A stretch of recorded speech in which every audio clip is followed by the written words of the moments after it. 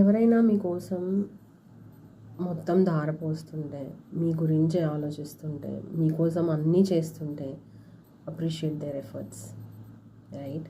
Because they are trying to make you feel special and better.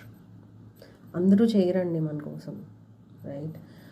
Limits beyond వెళ్ళి, లేకపోతే అసలు నా కోసం ఏం అవసరం లేదు, అన్నీ తన కోసమే అని చేసేవాళ్ళు చాలా తక్కువ, రైట్? అలాంటి వాళ్ళు ఎవరైనా ఉంటే you have to feel loved and you have to appreciate their efforts, right? Frankly speaking, atlanti efforts chala rare, okay?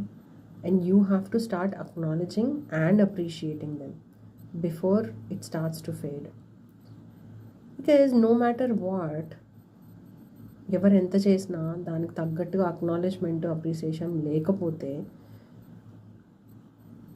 ఆ కాన్స్టెంట్ ఎఫర్ట్స్ అనేవి తగ్గిపోతాయి, right? Because you not acknowledging it is pushing them away, right? And slowly all the efforts will fade off. మనం అనుకుంటా ఉంటాం, వింటూ ఉంటాం కదా, ఏంటి మనిషి ఇలా చేంజ్ అయిపోయింది ఆర్ చేంజ్ అయిపోయాడు, time changes everything. No, time doesn't change anything. Every person is the same mentality wise, thought process wise until things are same, right?